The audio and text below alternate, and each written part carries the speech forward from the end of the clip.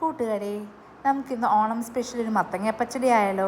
അതിനായിട്ട് ആദ്യം അരിഞ്ഞു വെച്ച മത്തങ്ങയും പച്ചമുളകും സ്വല്പം ഉപ്പും വെള്ളവും ഒഴിച്ച് നമുക്കത് ഈ മത്തങ്ങ കഷ്ണങ്ങൾ വേവിക്കാൻ വയ്ക്കാം. അടച്ച് വെച്ച് ഒരു 5 മിനിറ്റ് കഴിയുമ്പം അത് നന്നായി വെന്ത് കഴിഞ്ഞ് കാണും. ഗ്യാസ് ഓഫ് ചെയ്ത് ഈ വെന്ത മത്തങ്ങയും പച്ചമുളകും എല്ലാം നന്നായി ഉടച്ച് നന്നായിട്ട് കഷ്ണമല്ലാതെ മാഷ് ചെയ്ത് മാറ്റി വെക്കുക. ഇതിന് നന്നായി തണുക്കണം. നമുക്ക് ആ സമയം കൊണ്ട് അരപ്പ് തയ്യാറാക്കാം. മിക്സിയുടെ ചെറിയ ജാറിലേക്ക് അരക്കപ്പ് തേങ്ങ, കുറച്ച് കൊച്ചുള്ളി, സ്വല്പം ജീരകം, ഇതരയാൻ ആവശ്യമായ കുറച്ച് പച്ചവെള്ളം ഒഴിച്ച് നന്നായി മഷി പോലെ അരയ്ക്കുക. നന്നായി മഷി പോലെ അരഞ്ഞ ശേഷം അതിലേക്കൊരു 1/4 ടീസ്പൂൺ കടുക് കൂടെ ഇട്ട് കടുക് അരഞ്ഞു പോകാത്ത രീതിയിൽ ഒന്ന് പൾസ് ചെയ്ത് എടുക്കുക ഈ ഒരു പരുവത്തിൽ.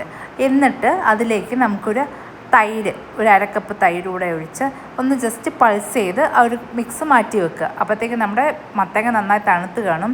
ഈ അരച്ച് വെച്ച മിക്സ് അതിലേക്ക് ഒഴിച്ച് നന്നായി മിക്സ് ചെയ്യുക. നമ്മൾ സെർവ് ചെയ്യുന്ന പാത്രത്തിലേക്ക് ഇത് മാറ്റുക. ഇതിലേക്ക് നമുക്കിനി താളിക്കാൻ ആവശ്യമായ കൊച്ചുള്ളി, വറ്റൽമുളക്, പച്ചമുളക്, ഇഞ്ചി, കരിവേപ്പില എന്നിവ റെഡിയാക്കാം. ഒരു പാത്രം എടുത്ത് ആ പാത്രം നന്നായി ചൂടായി വരുമ്പം അതിലേക്ക് സ്വല്പം വെളിച്ചെണ്ണ ഒഴിക്കാം. വെളിച്ചെണ്ണ നന്നായി ചൂടായി വരുമ്പം അതിലേക്ക് ഒരു 1/4 ടീസ്പൂൺ കടുക് പൊട്ടി വരുമ്പോൾ അതിലേക്ക് നമ്മൾ നേരത്തെ റെഡിയാക്കി വെച്ചിരിക്കുന്ന കൊച്ചുള്ളി, ഇഞ്ചി, പച്ചമുളക്, വറ്റൽമുളക്, ഇത് ഇത്രയും 4 സാധനം ഇട്ട് നന്നായി ഒന്ന് ഗോൾഡൻ ബ്രൗൺ ആവുന്നവരെ വഴറ്റിയെടുക്കാം. ഏറ്റവും അവസാനം മാത്രം കരിവേപ്പില ചേർത്താൽ മതി.